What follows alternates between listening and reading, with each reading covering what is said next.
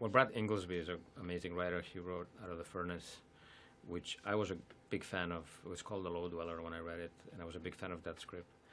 And so when I read this one, I immediately wanted to do it, especially because I mean, he's very good at developing these characters and a world. He really knows about the world, and initially was set in Philadelphia, but it had every element that the movie is practically the same as his script, as he wrote. And I immediately wanted to do it, and immediately thought of Liam for the main character. And interestingly enough, the movie got pushed a little bit, and Nonstop came in first, you know. But this was a movie that Liam and I wanted to do for a long time.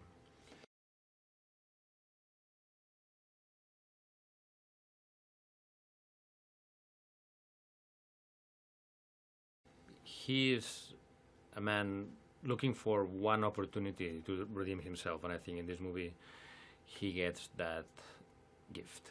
You know, yes, all that happens is sort of bad, or it looks like a big problem, but in his eyes, this is a big opportunity to redeem himself and reconnect with his son. I think the outcome of the movie is not whether he can solve the problem, is whether he can earn the right to be called a father by his son by the end of the night.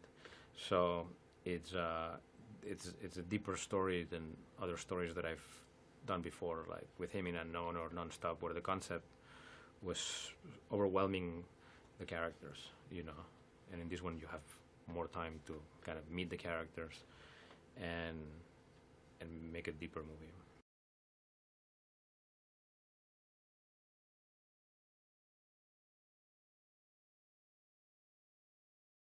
Yeah, I mean, thematically, it's about fathers and sons. It's about the kids paying for the sins of their fathers, you know, in different ways. They're both living with that persona, you know, which is their father, and how that is affecting their lives. And this whole night will solve everything, you know, hopefully in favor of Liam Neeson's son.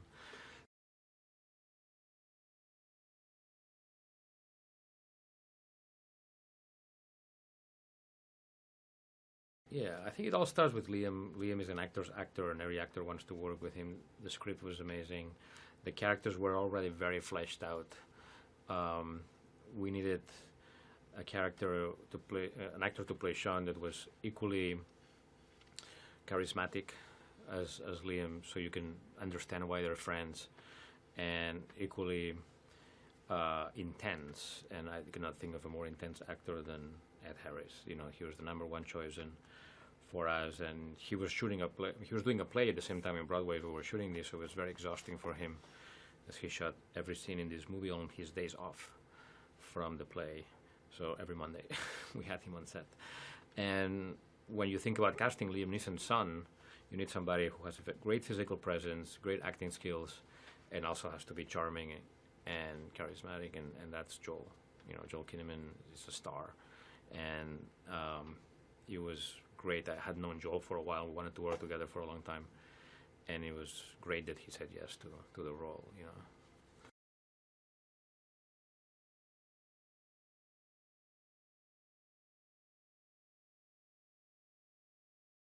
Yeah, that's what we tried. I think that comes from when I shot Unknown in Berlin, and after I shot the movie, everybody was like, "Oh, you've done a love letter to Berlin."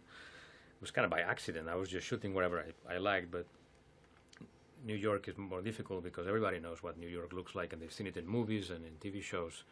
So after having lived in New York for a year doing Nonstop, I sort of get to know the city, and I knew the difference between the New York that everybody sees and the New York that people that live here see, and I wanted to capture that. And it's a snapshot of one night in New York. And the only way to do that is to shoot many nights in New York and try to capture that. That's what we did.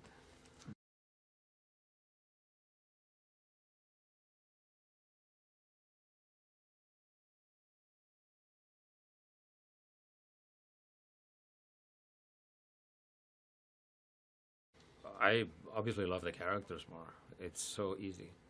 You just sit down, relax, and let these guys do their job, and I just point the camera. Every time is a car chase Fights are okay because they're so well rehearsed, but anything that is like the subway scene where you're dealing with trains and people and choreography, that's really painful because you have to get the timings right for the thriller aspect of it, and yet nature is fighting in you in every level. But a scene with two great actors sitting on a table, that's what I love to do the most. You know, just forget that you're directing a movie and just watching it.